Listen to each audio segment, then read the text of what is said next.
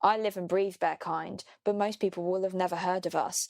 But B Corp, they will have. So kind of tying that together is really helpful. And as I said, not super measurable, but it just kind of compound interest over time. It's the E-commerce Master Plan podcast. Here to help you solve your marketing problems and grow your e-commerce business. Cutting through the hype to bring you inspiration and advice from the e-commerce sector and beyond. Here's your host, Chloe Thomas. Hello and welcome. It's great to have you here. Thank you for hitting play and choosing to listen to one of our inspiring guests. Our second episode for B Corp month is here. Last time we were talking B Corp in a very big business with Paul from Vivo Barefoot. This time I get to catch up with a guest we've previously had on the show. They were last on in 2022 when they were early in their journey, doing just $200,000 a year.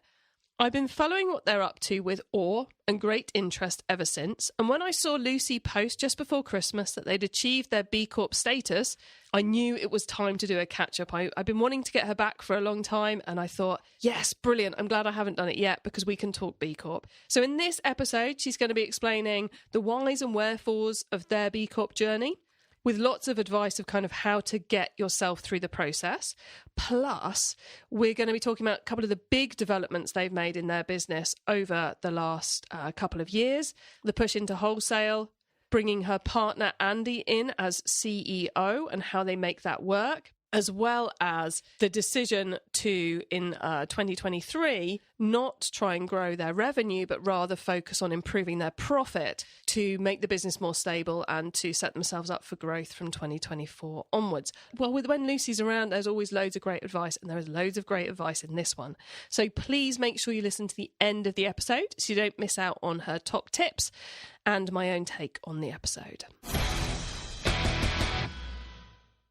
If your tech stack is becoming a bottleneck to growth, it's time to replatform, and you should check out Shopline. Shopline is the modern commerce platform that's disrupting Europe as one of Asia's leading e-commerce platforms.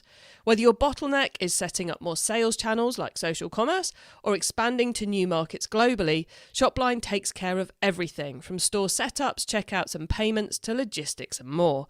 With single-click migration and out-of-the-box tools, they're there to help. The best part about it, you don't need to pay until your site is live. Here in the UK, they power brands like In The Style and Everything £5, whilst in Asia, they're the platform of choice for huge brands like Lego and Muji. If you want to scale, it's time to book your free trial or have a chat with one of the Shopline team. Find out what Shopline could do for you via ecmp.info/Shopline. That's ecmp.info/SHOPLINE. Super are on a mission to disrupt the payments landscape. In an industry where merchants are used to being charged for every swipe, tap or click, Super Payments is flipping the script and making the transaction 100% free. Yes, you heard that right. 100% free. Plus, Super offers a free loyalty program, so you can pass the savings generated from free payments back to your customers as cash rewards. Thousands of brands are already seeing increases of over 40% in their retention rates because of this. Everybody wins. If you ship or sell to the UK, sign up for a demo now at ecmp.info/super. That's ecmp.info/SUPER. On that landing page, you'll also find full T's and C's and details of how you could get a special £5 welcome bonus for your customers. And now to introduce our special guest. Lucy Jeffrey is the founder at Bear Kind, seller of bamboo socks that save endangered animals. Bear Kind is based in the UK and sells globally, mainly via Shopify and the wholesale platform Faire. Founded in 2018, last year they hit £530,000 in total sales, about 20% of which was via wholesale. Hello, Lucy. Hi, Chloe. Thanks for having me back on. Great to have you back on. How has it been since we caught up in 2022? I feel like you've done loads in the last 2 years. Yeah, that's flown by. I can't believe that's been 2 years. We've been very busy. Yeah, some big things have happened. So I guess from a personal point of view, my partner has quit his job to join me. So now we run the business together. And that's been amazing, but also a huge adjustment, but kind of shows the kind of level of growth that we've been able to do that. It's now a family run affair. So that's been huge. And yeah, so when we last spoke, I was really in the space of running it pretty much by myself. I think I had a couple of part-time employees at that point, but the team's been through some changes. So now myself and Andy are running it together. We've got 2 girls, a few freelancers. My sister helps on the customer service as well. We have grown. Interestingly, our revenue has remained flat, but we're much more profitable. And that was like a big move for us last year, because in 2022, we were hit by Royal Mail strikes at the end of the year. So that would have been after we spoke. So that really tanked our profitability. Oh, we did massive radio ads, but they were very expensive. So our marketing costs shot up. But this year we didn't do the radio ads. So, we went out to millions, but we didn't do them this year and we had the same revenue. So I was like, that's a win for us. Yeah, the kind of like the ultimate kind of left field from nitty gritty attribution to that we didn't do it and we still did sales. It's like the crazy world of trying to work out which marketing works for you. We'll get into your B Corp journey shortly, but there's a couple of things you flagged up there I've got to ask about, and we'll go in reverse order. So the decision to focus on profit ahead of growth is something which I think is going to be a big thing over the next few years for D2C brands in particular. Going growth at all costs is no longer what we're trying to do. We're trying to be a bit more sensible around all of this. Do you think it was, in retrospect, absolutely 100% the right thing for you guys to be doing in 2023, even though it led to flat sales? Absolutely. Because I think we'll benefit more from it this year, because a few of the changes, so there's a few changes in the supply chain and things like that, so we'll benefit even further from it this year. So this is about the sustainability of the business. If we kept going at the rate that we were going in 2022, and don't get me wrong, we needed that year, we needed to be known through the radio ads. That's amazing growth for us, but we would not have survived if we just carried on doing that every year, because we simply were not making enough profit. We came out at the end of that year,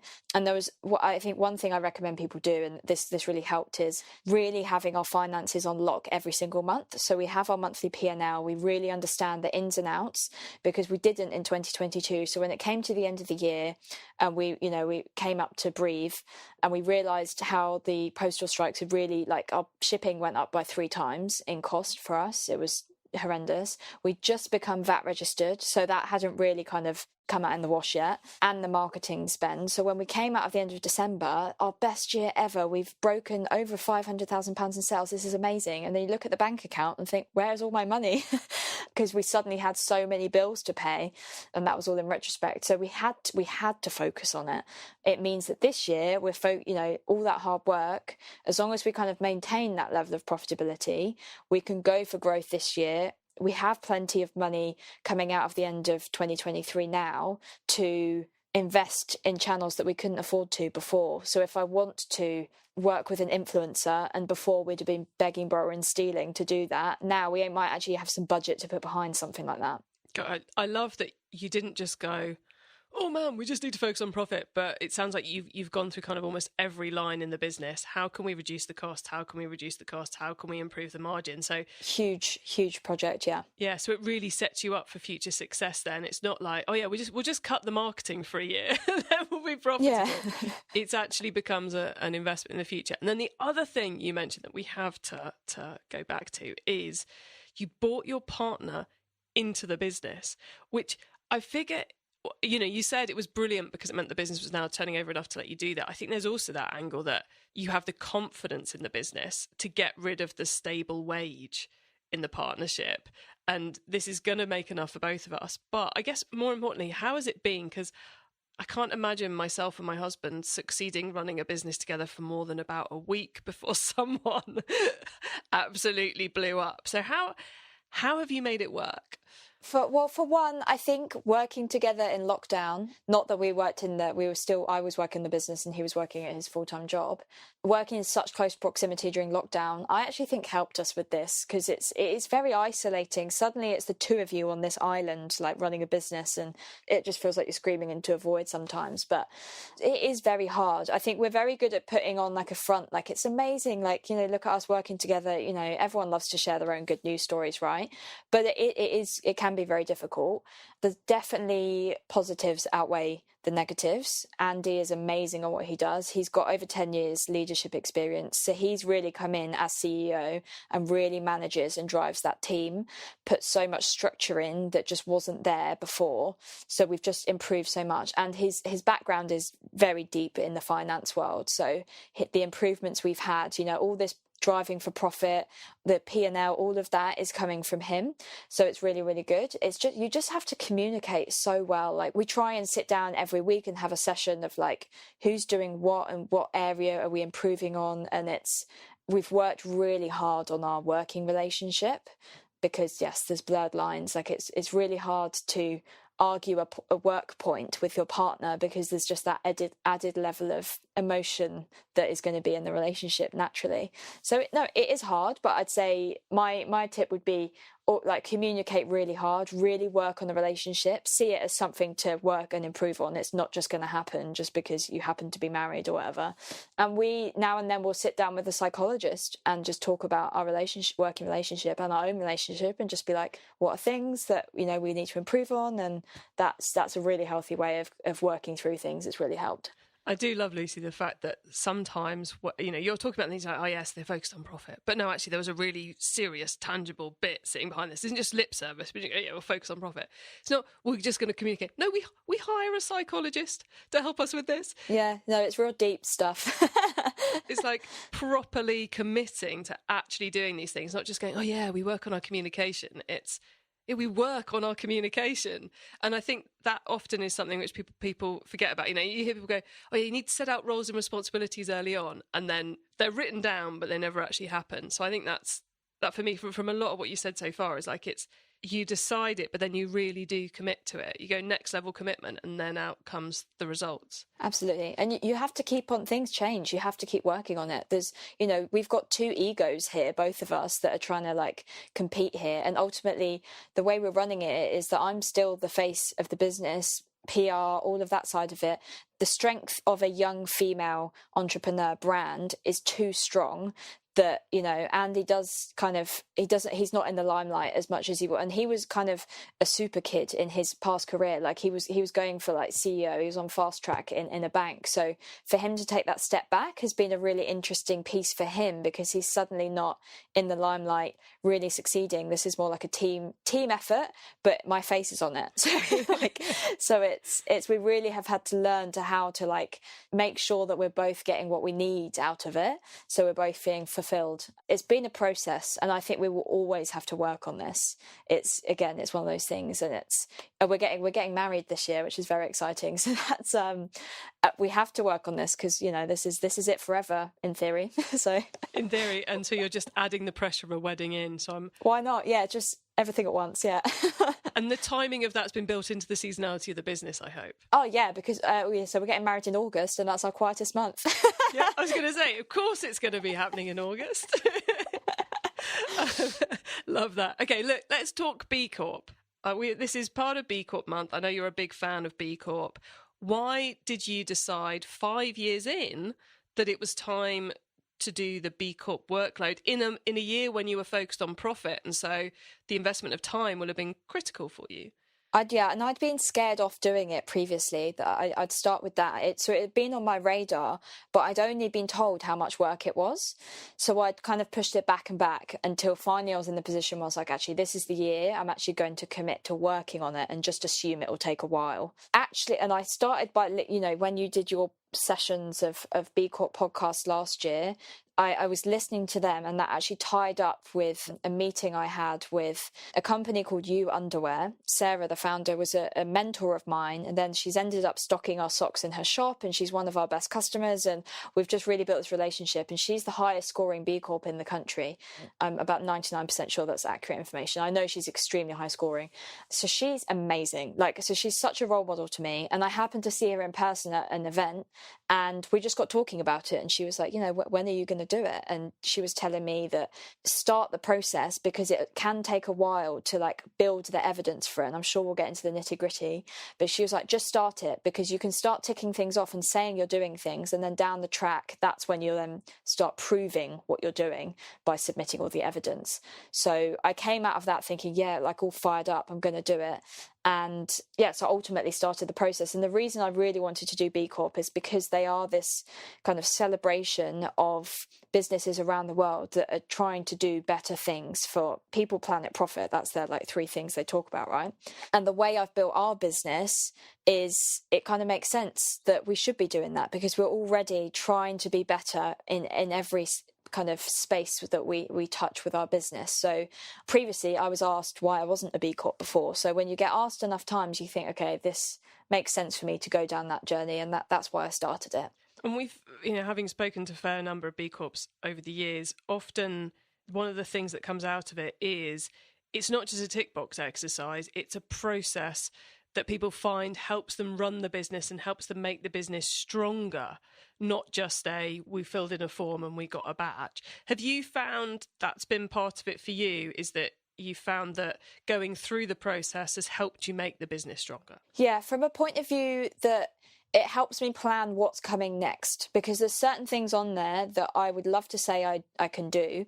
It'll just take a while. So I think one of the things we're lacking, that we didn't get points for this, and I know I will in the future, so we'll recertify in 3 years, is things like tracking the kind of life cycle analysis of our products and tracking all of our emissions right down through the supply chain. And the only reason I haven't done that is just a lack of time, and actually funding some of the time, because some of these processes are quite expensive, and I don't even know if I'd be able to do it myself without the help of someone. So kind of mapping all of that out, and B Corp's very good at this, and I'd recommend anyone to actually go on their website and do the questionnaire, because you can do it with no obligation to actually go through the certification, but it just gives you literally a list of everything they think you can be doing to make your business better. And I think it enables you to kind of benchmark where you're currently at and where you think that you could get points for versus all the gaps. And then it's just basically a massive table of everything that you could be doing. And I've now used that to kind of promise to myself, but also to the general public, what is coming next. So, I'm starting to work on our impact report for last year, and included in that is I'm going to achieve X, Y, and Z in 2024. And some other things are longer term, but I think that accountability really pushes you to actually achieve these things. So would it be fair to say that you filled in all the stuff you thought you could do, and then worked out the easiest way for you to get enough points to accreditate, and then, if that's a word, accreditate, I don't know, you get enough points to get you over the threshold before then plotting the next 3 years of how we improve our score? Is that a good way to approach it? Yeah, and I've made it quite easy on myself, that I went through and there were things that I ticked, because the whole point of it is that you're able to prove. You have to show that you're actually doing these things you say you're doing. So I went through, and there were a few things as I went through the process that I was like, okay, well, we don't currently do that, but I can put that in place today. Or, well, we do that, but I have zero evidence of it because I'm a small business. So I don't have governance meetings. There's no reason for me to have proved that before.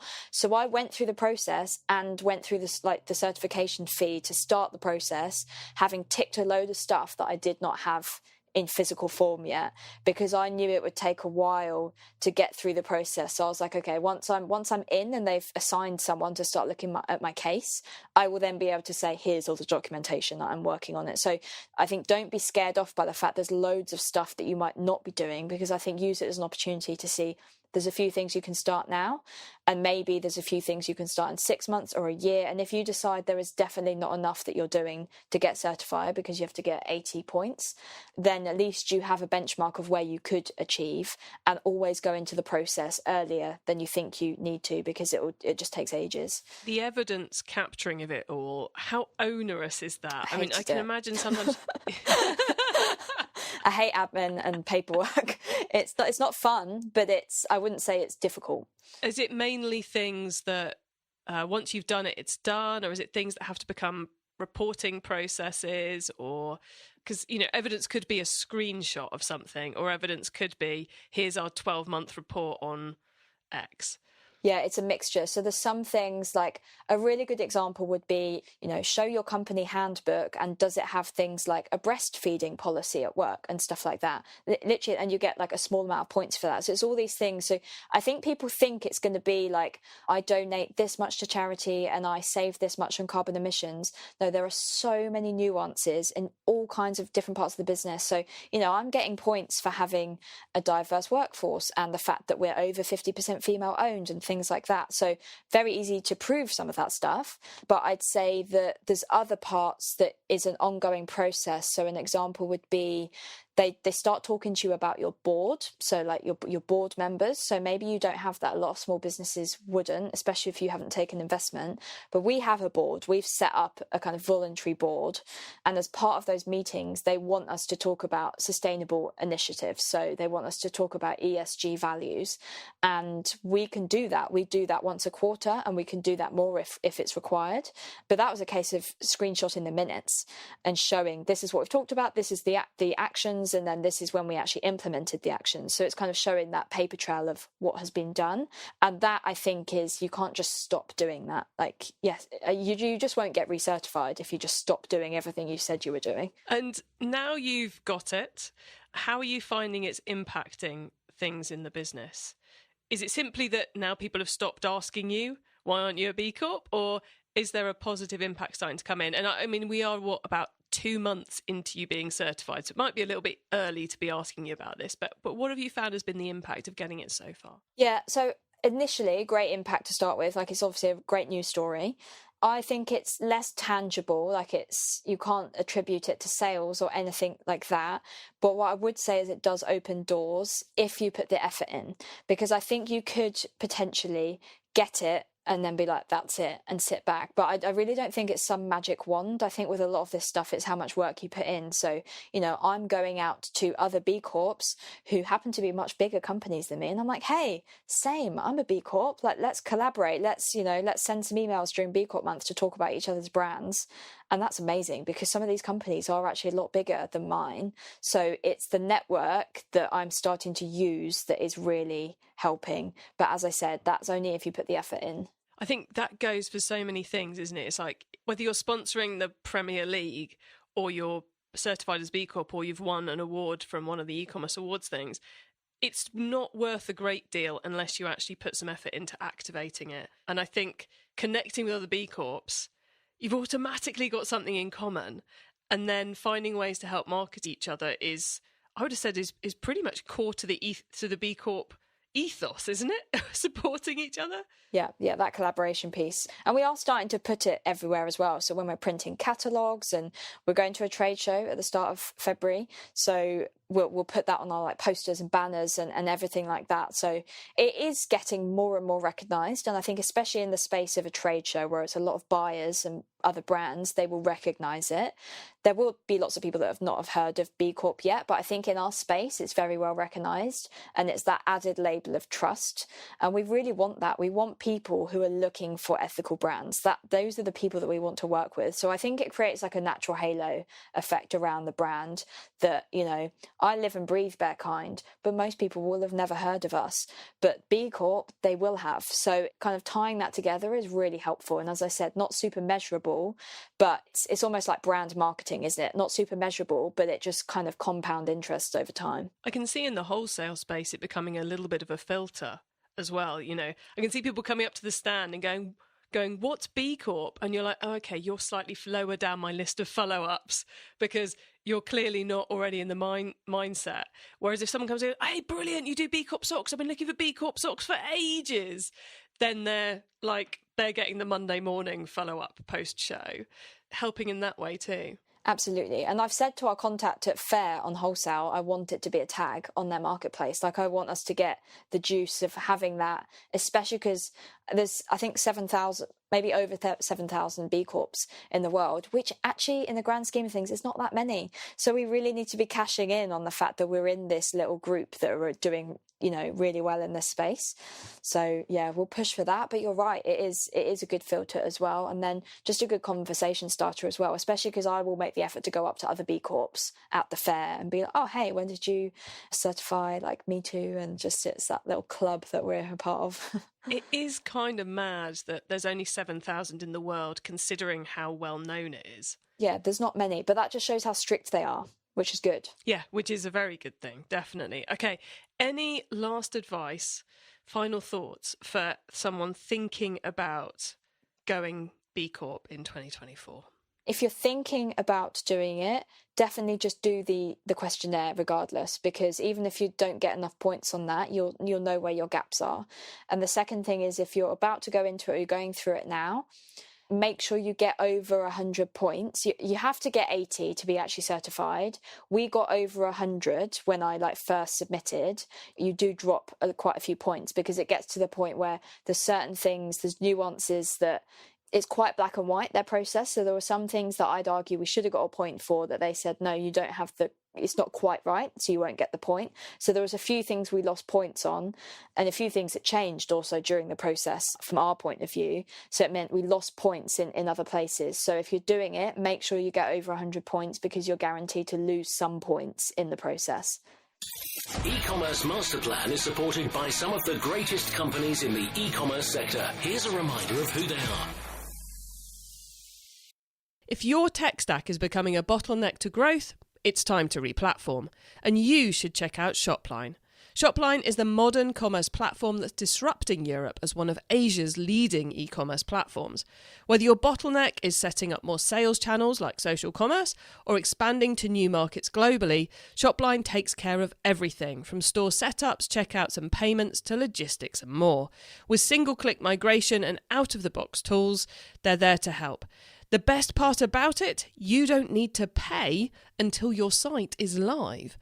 Here in the UK, they power brands like In The Style and Everything £5, whilst in Asia, they're the platform of choice for huge brands like Lego and Muji. If you want to scale, it's time to book your free trial or have a chat with one of the Shopline team. Find out what Shopline could do for you via ecmp.info/Shopline. That's ecmp.info/SHOPLINE. Super are on a mission to disrupt the payments landscape. In an industry where merchants are used to being charged for every swipe, tap or click, Super Payments is flipping the script and making the transaction 100% free. Yes, you heard that right. 100% free. Plus, Super offers a free loyalty program, so you can pass the savings generated from free payments back to your customers as cash rewards. Thousands of brands are already seeing increases of over 40% in their retention rates because of this. Everybody wins. If you ship or sell to the UK, sign up for a demo now at ecmp.info/super. That's ecmp.info/SUPER.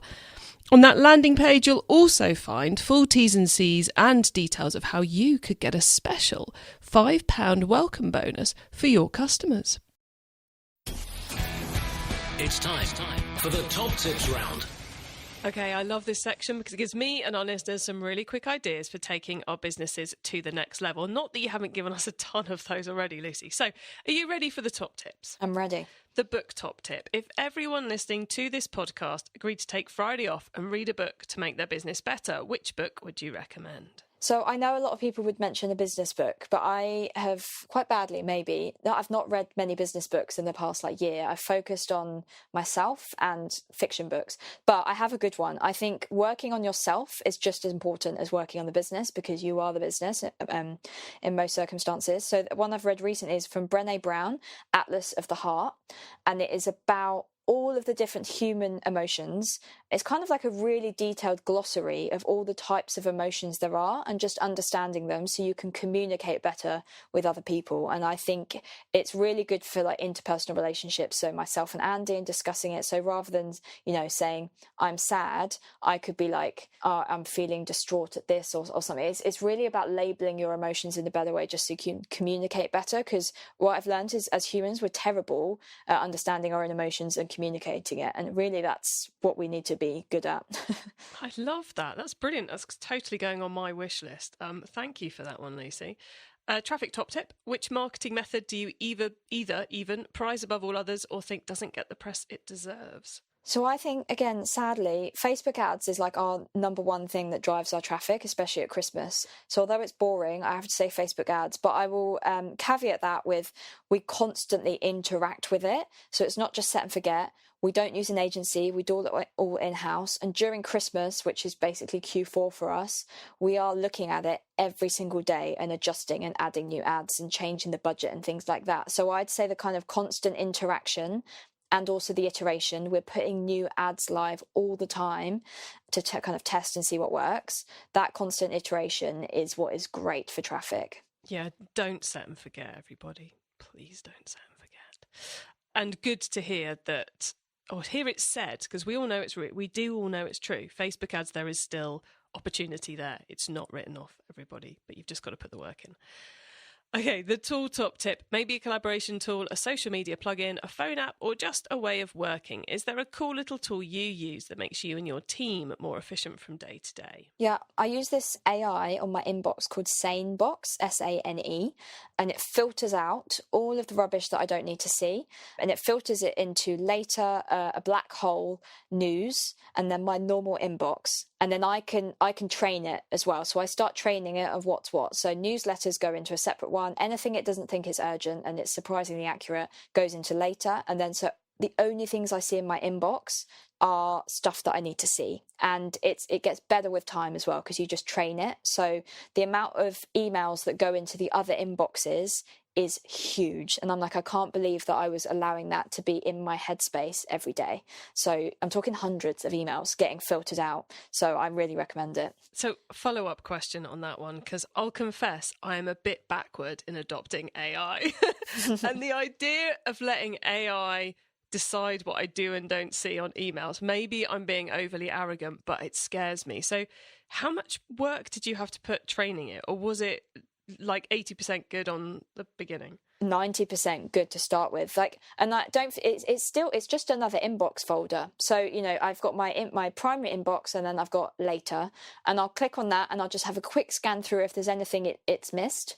One occasion, and I've been using this since the summer in 2023, one occasion I missed an email that I really should have seen, and it just kind of delayed a payment or something. But out of all of the thousands of emails I'm getting, it is very, very accurate. And you can train it as much or as little as you want. So all the sales emails that I get where it's like, Lucy, quick question, I put that straight into the black hole, and I will never see that person email me again. It's amazing. Wow. Okay. Yeah. You might have persuaded me. Not sure. But like I said, I am properly backwards on this. So anyone with an AI tool, hit me up. Dare I say that? Just pretend it's not AI. I'm just oblivious to that bit. It doesn't feel like AI, even if it is. It's interesting, isn't it? Because the Google separate tabs, that's Google's AI working on it already. Yeah. The primary, the social, and all the rest of it to an extent. So I just need to get over it, really, don't I? Anyway, before we go off into Chloe's hang-ups about AI in her inbox, let's go on to the next question in the top tips, which is the carbon top tip. What's your favourite way to reduce the carbon footprint of an e-commerce store? Okay, so I've been cheeky and I've got two here, because I think a top tip feels like it needs to be something fairly quick, but I don't think there's always quick wins here. I have got a quick win just to like make it sound a bit better. But my longer term tip is, especially if you own a product business, I think circularity is the future. You know, this is our long term strategy. And I truly believe that these are the types of products that will come out on top in the next 10 years. So a truly circular product. We need to be done with the linear, because we all know everything is just ending up in landfill. Even if it is supposedly like completely recyclable, a lot of it is ending up in landfill. So the circularity piece I think is a huge one. But my quick tip, and I think one you can do today, is use the search engine Ecosia instead of Google, Safari, whatever you use, because they plant trees based on how many searches they get. And that's Ecosia, everybody. And I heartily recommend that too. I have made that switch and been using it for about 12 months. And I can never go to Google anymore, because they're making big gains too. There were a couple of things initially I was going back to Google for, but they've built it in now. So yeah, I'm all about those guys. So great advice. Thank you, Lucy. In a moment, we'll cover where people can find Bearkind and you, but you have also done something which very few e-commerce founders have ever done, which is to be candid about what's going on in your business. So you are sharing so much via your YouTube channel. Can you please tell our audience a little bit about it? Because I do suggest they all go and have a watch. Yeah, absolutely. So this is one thing that was kind of born out of just playing around. We really wanted to start sharing more about what we were doing. And we initially started a podcast, but it has turned into a YouTube channel rather than a podcast, because we realized that the shorter form content was working quite well for us. As you'll know, it's incredibly hard work to run a podcast and keep it going. And so it is with a YouTube channel, but it's, you know, the content's much shorter form. So what we do is we've got our brand on YouTube called Candid Founders. So you can search for that and we'll pop up. And it's all about sharing what we're doing as a business and again, top tips and things like that. I'd say we're very focused on the wholesale side of things. So Faire, marketplaces, if you're on those or thinking about going on those, I'd really recommend looking at the channel, because we share everything about how we've managed to grow on those channels. We know, because we've spoken to them, we're the biggest sock brand in Europe on Faire, and we're not the biggest sock brand in Europe full stop. So we've obviously done enough to really grow in that space alone. So we share a lot of good advice. Obviously it's YouTube, so it's for free. So I recommend taking a look if you're a product business. And what's it called and where can we find it? So Candid Founders on YouTube. And we have a website, candidfounders.com. But if you search Candid Founders on YouTube, you'll be able to find us. Brilliant. Thank you so much, Lucy. And before we say goodbye, could you please let the listeners know where they can find Bearkind and yourself? Absolutely. So you can find Bearkind at bearkind.com, and that is BARE, not bear the animal. So bearkind.com, and it's also Bearkind on all your other channels. Instagram, LinkedIn. I'm Lucy Jeffrey if you want to connect with me on LinkedIn. I'm quite active on there as well. And yeah, as I said before, Candid Founders on YouTube, and you'll have both of us on there. And Andrew Kemp, I think he's Andy Kemp on LinkedIn, so he's my CEO. So if you connect with both of us, we share quite a lot. Brilliant. Thank you, Lucy. And thank you so much for coming on and sharing your B Corp journey and so many other bits and pieces. It's always great hearing what you're up to. So thank you so much for coming on the show. Yeah, no worries. Thanks for having me, Chloe. How lovely to get to catch up with Lucy there. I did tell you she's going to be a great guest. She is a brilliant guest, and I really do recommend going and checking out their YouTube channel as well, because the stuff they're sharing, especially if you're trying to build those wholesale channels, is really, really good. And sometimes it's just nice to hear what someone else is experiencing in the e-commerce space. Well, that's kind of like what we do here, but you know what I mean. So I guess lots of great advice around B Corp, kind of lifting the lid on what it takes to get certified. So some great insights there. I guess I said it earlier in the episode, but the fact that Lucy really goes for it. If they make a decision, they really go for it in terms of making sure it's going to work. Like bringing her partner, Andy, on board, getting really clear about how they were going to make it work, and then really committing to making sure it would work as the months and the years roll by, and addressing the issues as they crop up in a sensible way. And then the they're taking a year to focus on building the profit into the business so then they could scale at a greater margin. Again, something I think a lot of you are going to be doing this year after the overstock issues of last year and the margin issues of last year and all the other stuff that's been going on and the general economic situation we're in. Great advice. Hugely thankful to Lucy for coming on. You can get your hands even, on the notes from this episode, including the top tips and links to what we've mentioned by heading over to ecommercemasterplan.com/podcast, or use our lovely special little short links, which are ECMP, short for e-commerce master plan. So ecmp.info/whatever the number of this episode is, put that in the URL bar and you'll be directed straight to the correct page on the website. When you get to the website, you can also add yourself to our email list so you don't miss out on any of the things I share to help you improve your business.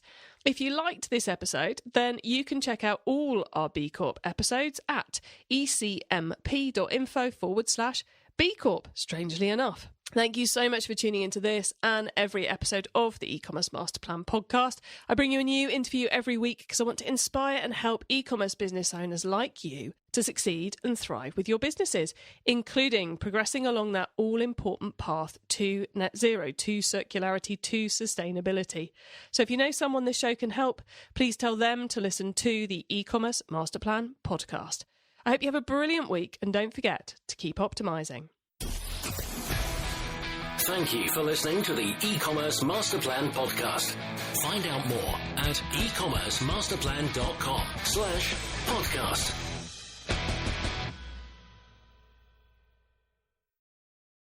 If your tech stack is becoming a bottleneck to growth, it's time to replatform, and you should check out Shopline. Shopline is the modern commerce platform that's disrupting Europe as one of Asia's leading e-commerce platforms. Whether your bottleneck is setting up more sales channels like social commerce or expanding to new markets globally, Shopline takes care of everything from store setups, checkouts and payments to logistics and more. With single-click migration and out-of-the-box tools, they're there to help. The best part about it, you don't need to pay until your site is live. Here in the UK, they power brands like In The Style and Everything £5, whilst in Asia, they're the platform of choice for huge brands like Lego and Muji. If you want to scale, it's time to book your free trial or have a chat with one of the Shopline team. Find out what Shopline could do for you via ecmp.info/Shopline. That's ecmp.info/SHOPLINE.